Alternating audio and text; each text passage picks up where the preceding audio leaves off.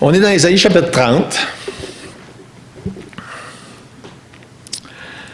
Le thème d'Ésaïe en général, c'est la consolation. Puis j'aime beaucoup le thème du chapitre 30, espère en Dieu. C'est tellement un beau thème. Hein? Espère en Dieu.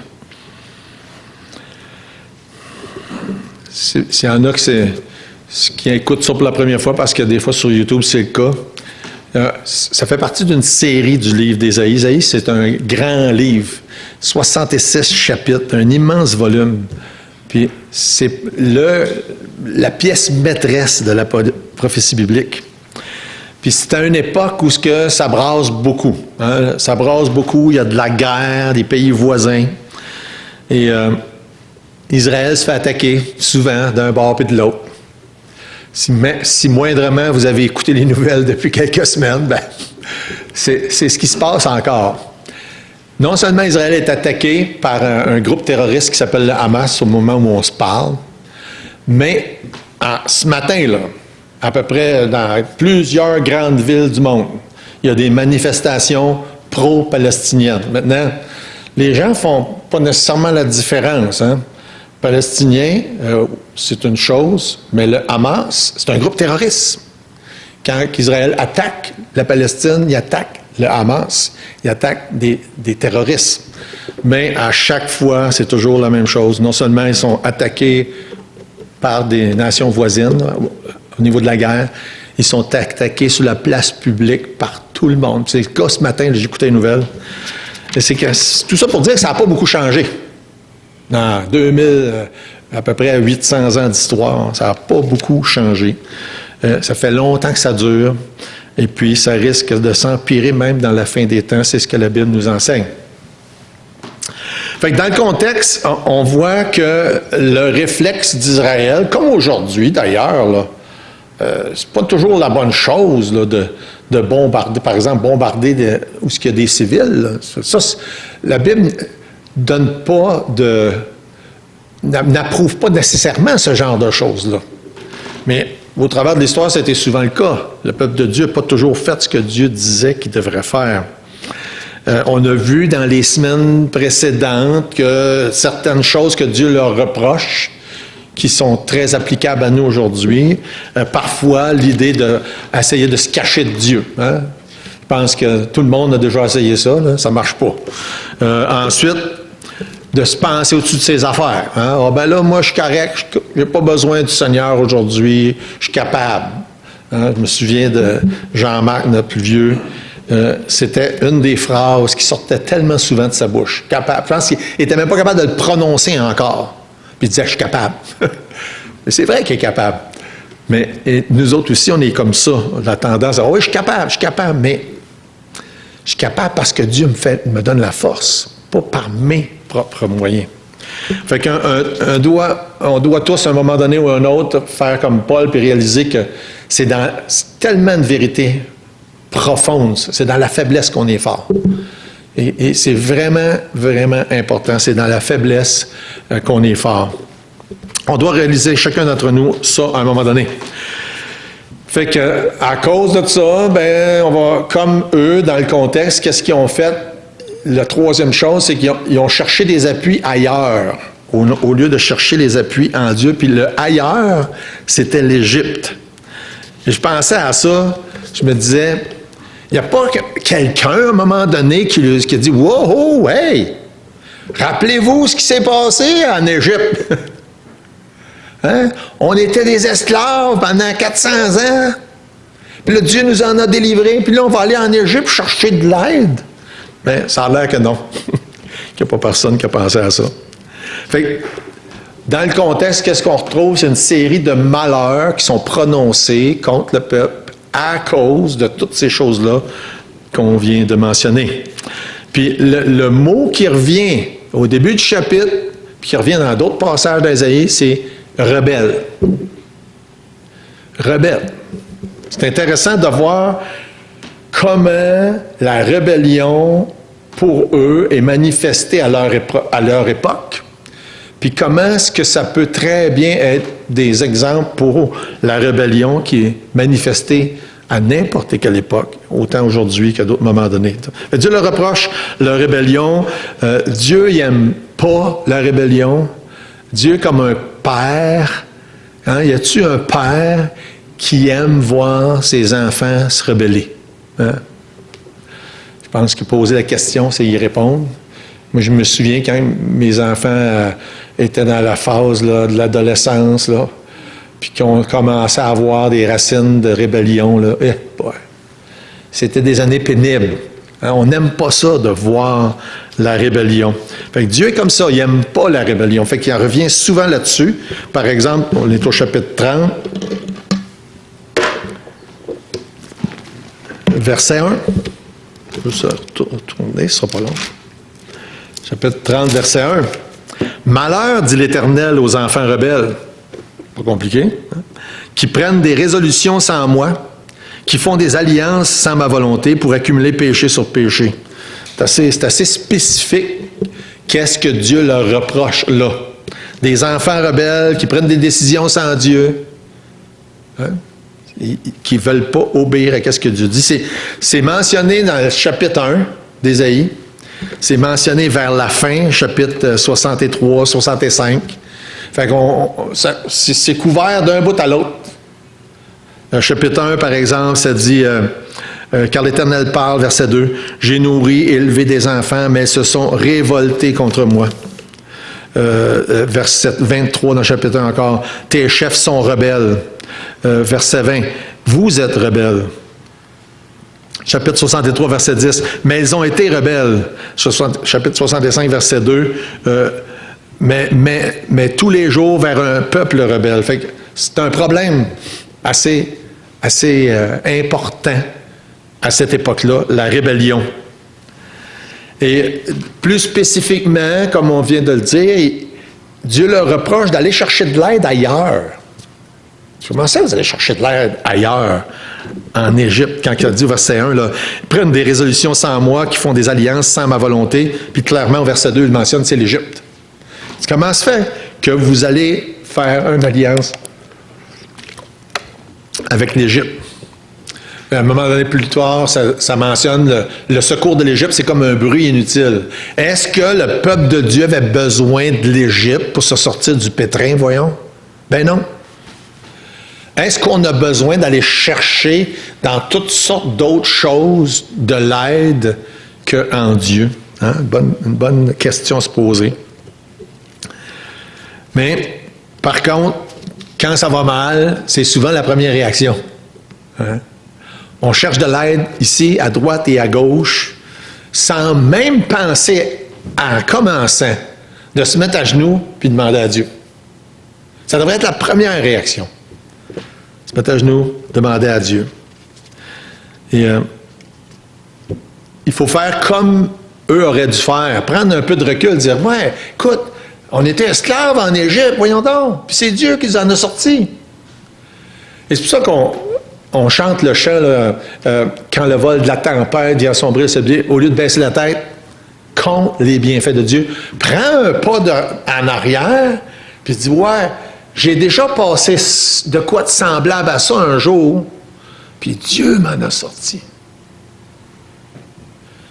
Puis ça, c'est tellement réconfortant de compter les bienfaits. Qu'est-ce que Dieu a déjà fait dans le passé? Ça m'encourage assez souvent, ce concept-là. Qu'est-ce que Dieu a déjà fait dans le passé?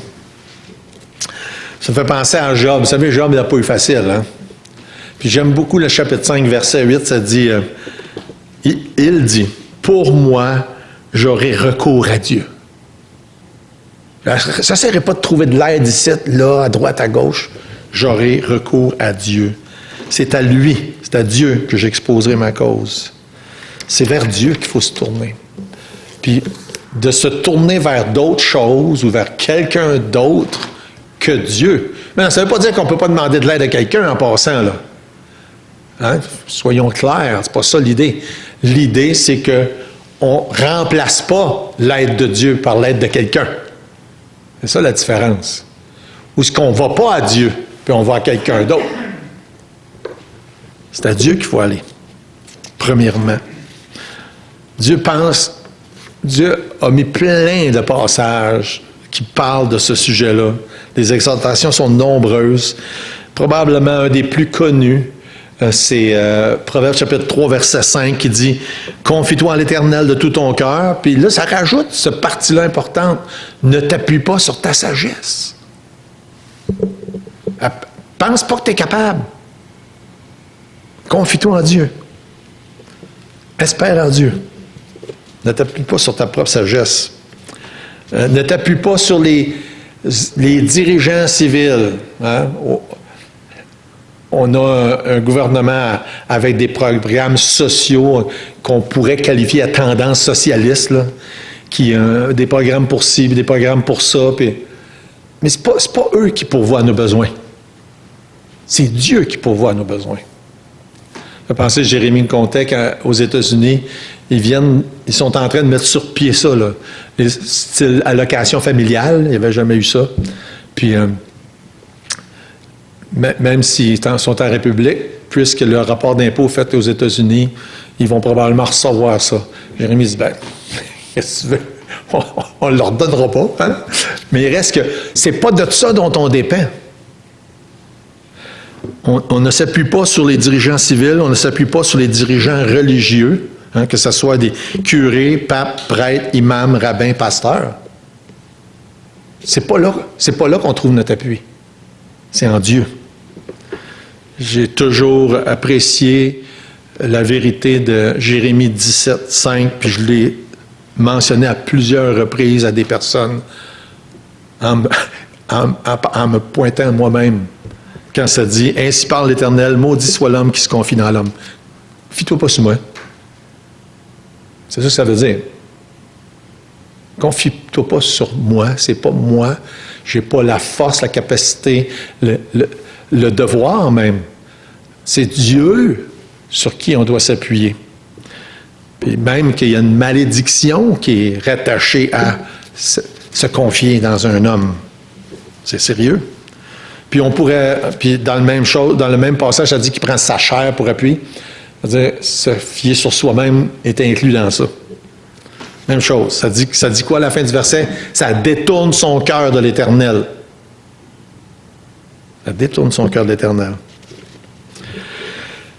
Puis dans Ésaïe 30, ces mêmes choses-là sont mentionnées comme étant des signes de rébellion. Que le peuple est en train de se rebeller contre Dieu.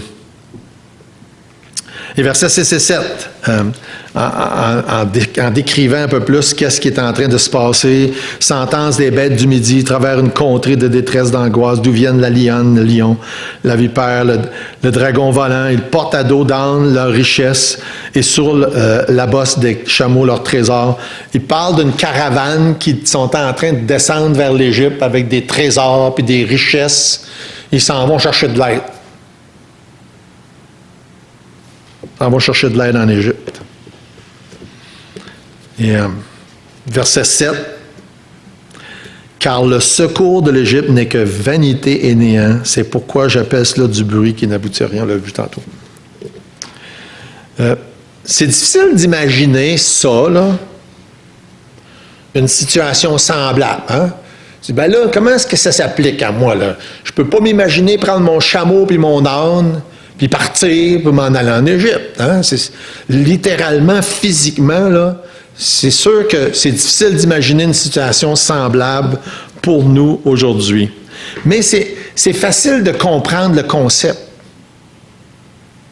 Qu'on est capable de s'appuyer, puis de se fier, puis de mettre tout notre espoir dans quelqu'un, ou même dans ses propres capacités. C'est facile d'imaginer ça. Moi, ça m'arrive, en tout cas. Parce que dans des situations, au lieu de faire confiance à Dieu, je fais confiance à mon pif. Hein? On a un bon pif. Moi, il est plus gros que d'autres, là. Mais tu sais, on y va. Ah oui, moi, je suis capable. Mais qu'est-ce que Dieu veut que moi je fasse? Il veut que je me mette à genoux, puis je me confie en lui, pour que lui me dirige. C'est ce que Dieu leur reproche. Il leur reproche de s'appuyer sur eux-mêmes et de s'appuyer sur les autres. Il appelle ça de la désobéissance. Et c'est pas profitable parce qu'on perd la bénédiction de Dieu dans ce temps-là. Puis aussi, le mot qui revient plusieurs fois, c'est de la rébellion. C'est de la rébellion. Deuxièmement, si on fait confiance à autre chose ou à quelqu'un d'autre pour nous sortir du trouble, c'est qu'on ne fait pas confiance à la parole de Dieu. Simplement. La parole de Dieu ou les paroles de Dieu deviennent inutiles. Verset 8, ça dit « Va maintenant, écris ces choses devant eux sur une table, grave-les dans un livre, afin qu'elles subsistent dans les temps à venir, éternellement et à perpétuité. » C'est quelque chose quand même. Hein, il dit là, je vais te dire, ça, ce que je te dis, écris-les sur une table là, pour que ça dure pour toujours. OK? Puis, la première chose qu'Ésaïe doit écrire, vous êtes une gang de rebelles. Pas trop encourageant. Mais le point, c'est que, il dit, écris-les pour que ça demeure. Pour que ça.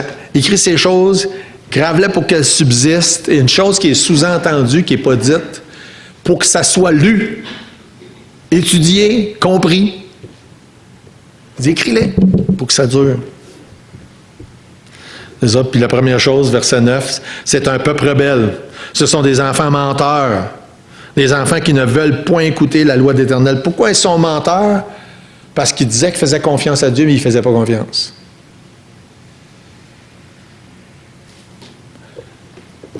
La même chose pour nous autres. Si on dit qu'on fait confiance à Dieu, mais on ne lui fait pas confiance. Dieu pourrait dire de nous, de moi, qu'on est des menteurs.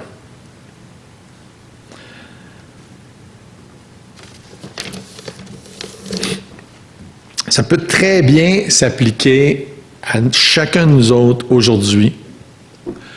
Oui, je fais confiance au Seigneur, mais je m'inquiète de ce que je vais faire pour arriver la semaine prochaine, etc. Hein? Je fais confiance au Seigneur, mais je m'inquiète. Comment je vais faire pour arriver? Ou je fais confiance au Seigneur pour mes besoins, mais j'aimerais ça, un exemple, j'ai déjà mentionné ça, j'aimerais ça m'acheter un bateau, si Dieu veut, puis c'est pas une priorité, hein? Pour lui, je pense pas. Ben, au cas qu'il ne pourvoit pas, je vais m'acheter un billet de loterie. Hein? Je dis que je fais confiance au Seigneur, mais je prends un autre moyen que faire confiance au Seigneur. Je dis que je fais confiance au Seigneur, je suis étudiant, je triche dans un examen. Fais-tu confiance au Seigneur? Si je fais confiance au Seigneur, puis j'essaye de truquer les chiffres pour mes impôts. Il y a tellement d'applications. C'est pour ça qu'il dit, en parlant de son peuple dans ce temps-là, il dit, vous êtes rebelles, menteurs. Pourquoi? Vous dites, vous faites confiance, mais vous ne faites pas confiance. Puis il y avait d'autres affaires qu'Ésaïe devait écrire, versets 10 et 11, qui disent, aux voyants, ne voyez pas, aux prophètes, ne nous prophétisez pas des vérités, dites-nous des choses flatteuses. Je pense qu'il y a peu d'époques comme aujourd'hui pour ça. Le peuple qui dit aux voyants ou aux prédicateurs, dites-nous des choses flatteuses. On ne veut pas entendre parler des jugements. On ne veut pas entendre parler du péché. On veut juste entendre parler d'amour puis des belles choses. Les ondes sont remplies de personnes qui font ça. Hein? Les gens qui veulent entendre des choses flatteuses, ils ont le choix. Hein? Ils ont le choix. Là, Joel Osteen, Creflo Dollar, Joyce Meyer, Kenneth Copeland, Peter Popov, Joseph Price, etc., etc. Il y en a des dizaines et des dizaines et des dizaines. Ils disent des belles choses que les gens veulent entendre. Puis il y a des foules qui sont là pour les écouter. Hey, c'était comme ça dans le temps d'Ésaïe. Comme ça dans le temps d'Ésaïe. Dis-nous des choses flatteuses. Beaucoup de gens ne veulent pas entendre la vérité, le jugement, l'enfer. La Bible parle beaucoup de l'enfer, vous savez. Plus que le ciel, d'ailleurs, en passant. Oui, c'est bien d'entendre parler de l'amour, puis du ciel, puis des belles choses qui s'en viennent. Mais il faut dire les choses telles qu'elles sont. Plein de passages qui parlent de ça. Hein? C'est loin d'être unique au temps d'Ésaïe. C'était comme ça au temps des apôtres. 2 Timothée 4,3, ça dit « Ils se donneront une foule de docteurs selon leurs propres désirs. » Romains 16, ça dit « Et par des paroles douces et flatteuses, ils séduisent les cœurs des simples. » 2 Pierre 2,3, au moyen de paroles trompeuses, par cupidité le trafiqueront. Il y a plein de passages comme ça. Dites-nous des belles affaires qui vont flatter dans le bon sens, dans le sens du poil. Et prêt à entendre ça au lieu d'entendre ce que Dieu a à dire. Puis ce que Dieu avait à leur dire, c'était des reproches à cause de certains signes de rébellion dans leur vie. Et c'est clair que si on prêche la parole de Dieu, ça va arriver de temps en temps que ça va nous prendre dans le sens contraire du poil. Hein? Ça vous arrive? J'espère que ça vous arrive de temps en temps. C'est correct. Il faut que ça soit comme ça. C'est ça que Dieu a demandé à ses serviteurs de faire comme il s'était au temps d'Ésaïe. Et il y a des conséquences pour ceux qui ne veulent pas sa parole dans le chapitre 30, encore verset 12. Se confier dans plein de choses au lieu de se confier en Dieu. Chapitre 30, verset 12, ça dit, c'est pourquoi, à cause de tout ça, c'est pourquoi parle le Saint d'Israël, puisque vous rejetez cette parole, que vous vous confiez dans la violence et dans les détours et que vous les prenez pour appui, bien, ce crime sera pour vous comme une partie crevassée qui menace ruine et fait saillie dans un mur élevé dont l'écroulement arrive tout à coup. À cause de ça, vous allez voir les murs s'écrouler au complet. Puis littéralement, ça leur est arrivé. Puis littéralement, ça va arriver encore dans le futur. Mais c'est encore là, même si à notre époque, ça n'arrive pas nécessairement littéralement ça, le concept est le même. Si on ne s'appuie pas sur Dieu, puis on s'appuie sur n'importe quoi d'autre, puis qu'on ne veut rien savoir de sa parole, il va y avoir des craques dans le mur. Il va y avoir des craques dans le mur de notre maison spirituelle. C'est ça qui va se passer. Verset 14, « Il se brise comme se brise un vase de terre que l'on casse sans ménagement et dont les débris ne laissent pas un morceau pour prendre du feu au foyer ou pour puiser de l'eau. » C'est la même chose pour notre époque. Mais à l'opposé de tout ça, puis ça c'est important, si vous ne voulez pas la parole de Dieu, si vous voulez écouter les flatteries à la place, si vous rejetez la parole de Dieu, c'est ce qui va arriver. Mais à l'opposé de ça, les versets 15, c'est tellement beau. Dans Ésaïe, on réfère souvent à Ésaïe comme étant un livre qui révèle tellement clairement le message de l'Évangile comparativement à d'autres livres dans l'Ancien Testament. Verset 15, ça dit « Car ainsi a parlé le Seigneur, l'Éternel, le Saint d'Israël, c'est dans la tranquillité et le repos que sera votre salut.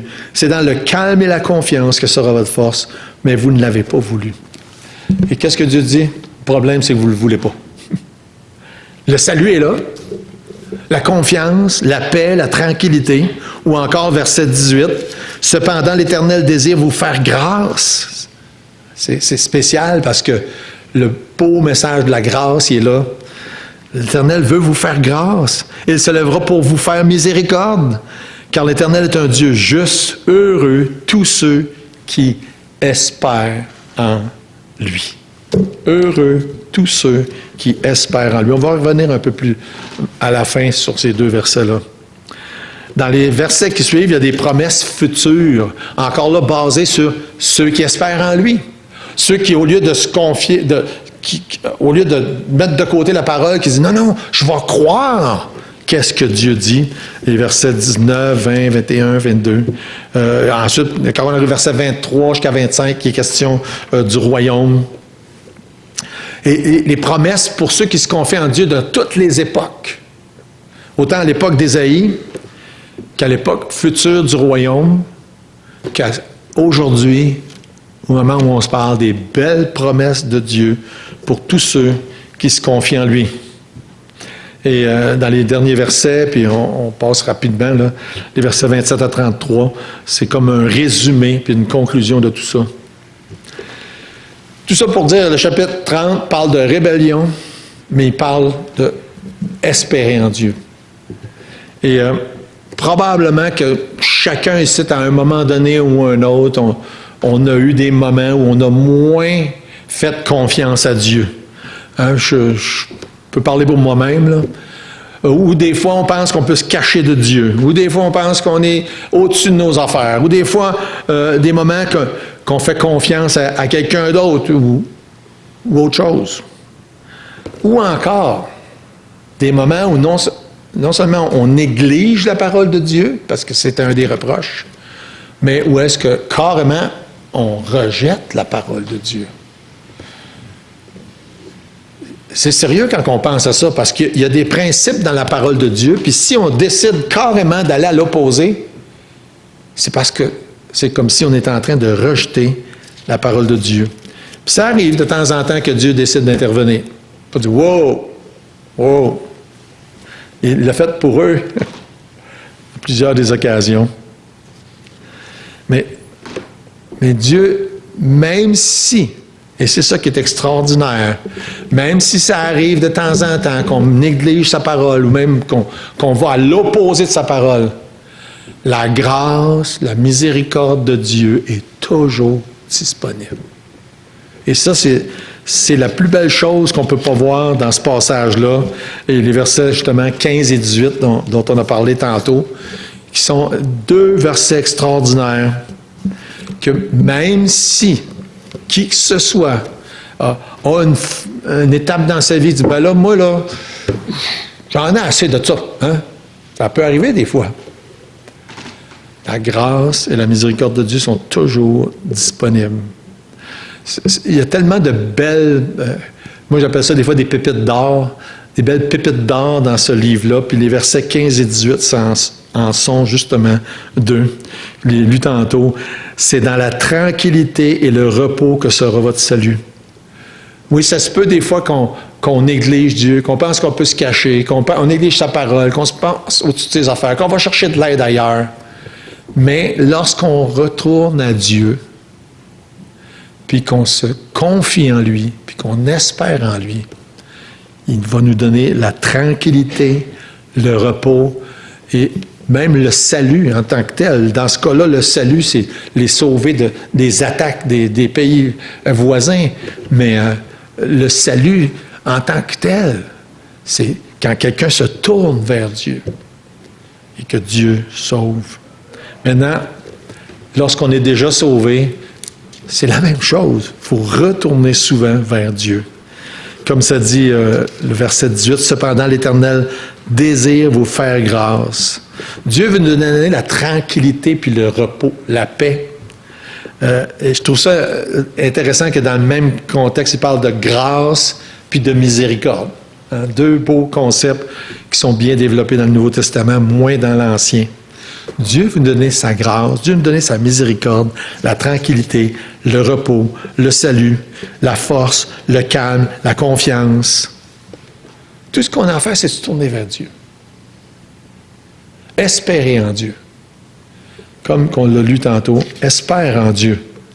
Dieu est la réponse et la source de la réponse à toutes nos questions, la solution à tous nos problèmes. Il faut se tourner vers lui, lui faire confiance et espérer en Dieu. On va prier. Seigneur notre Dieu, on est reconnaissant pour le temps qu'on peut avoir ensemble. Merci pour tes bienfaits. Je vais te prier, Seigneur, pour le reste de la journée. Je pense à Réal qui va prêcher tantôt, Luc, après-midi, et ceux qui vont enseigner l'école du dimanche. On te remet chacun des aspects de cette journée entre les mains. Au nom de Jésus. Amen.